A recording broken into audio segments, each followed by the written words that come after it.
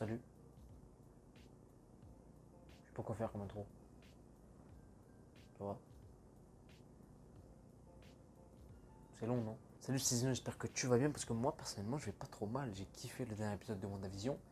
Et évidemment, ça va être une vidéo sur WandaVision parce que j'ai une petite théorie qui pourrait t'intéresser. Alors, si comme moi, tu as vu les 3 premiers épisodes de WandaVision, tu dois évidemment avoir 3000 questions en tête.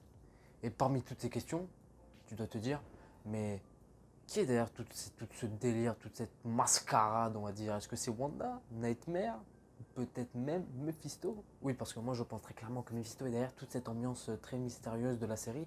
Mais avant de rentrer dans les détails, je vais quand même te rappeler ou te dire ou t'apprendre peut-être même qui est Mephisto. Mephisto est une entité maléfique de l'univers Marvel créé en 1968 par Stan Lee et John Buscema qui représente un peu le diable pour caricaturer. Alors ses origines restent encore à ce jour très inconnue, en tout cas très mystérieuse, un peu à la manière du Joker chez DC, même si, bon, pour ce dernier, on a eu un film dernièrement qui nous présente ses origines, mais là, c'est encore assez différent.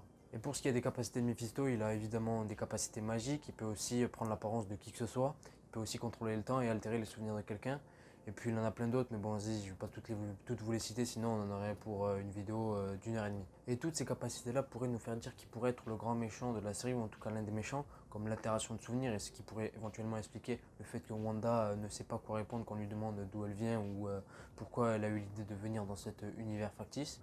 Contre le temps comme ce qui se passe à la fin de l'épisode 2 ou au moment où on a l'apiculteur qui sort de la bouche d'égout, mais aussi au milieu de l'épisode 3 ou au moment où Vision commence à se poser beaucoup trop de questions sur l'androïde vif, hop là il y a un court rembobinage comme à la fin de l'épisode 2 pour peut-être éviter toute chose qui pourrait faire dévier Wanda de cette réalité, une réalité où elle se sent très bien. Concernant sa capacité à prendre l'apparence de qui que ce soit, il pourrait très bien avoir pris l'apparence d'un des habitants de Westview ou même peut-être l'apparence d'Agnès. Dans les comics, Mephisto se nourrit du désespoir des gens, ce qui pourrait justifier le fait qu'il s'attaque à elle. Oui, parce que rappelons-le, Wanda, à la suite des événements d'Endgame et suite à l'évolution de son personnage dans l'MCU, n'est pas dans le meilleur des états d'esprit. Elle a d'abord perdu ses parents, elle a subi des expériences qui ont révélé ses pouvoirs, elle a perdu son frère jumeau, elle a été responsable de beaucoup de morts au début de Civil War, ce qui a causé justement les accords de Sokovie. Elle a dû jouer aussi Vision, la personne qu'elle aimait, qu'elle aime toujours d'ailleurs pour éviter que Thanos récupère la pierre.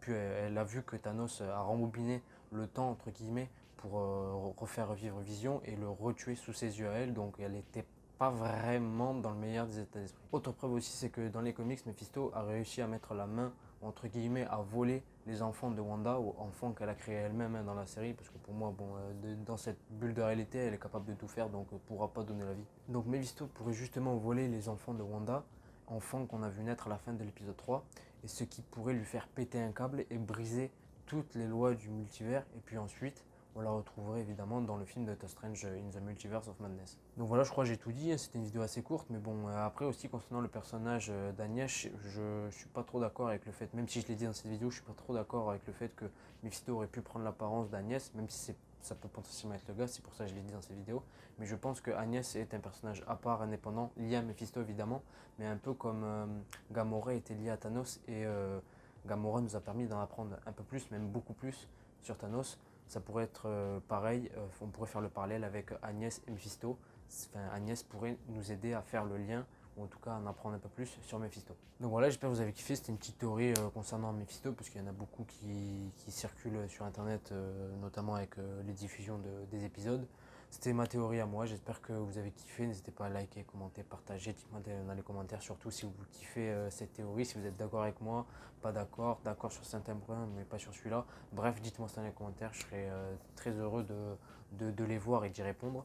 Et puis voilà, abonnez-vous, ça me ferait extrêmement plaisir, vous n'êtes pas obligé évidemment mais vous le pouvez et ça me donnerait le sourire. Et voilà, moi je vous dis à la prochaine, je sais pas quand encore, mais à la prochaine, ciao.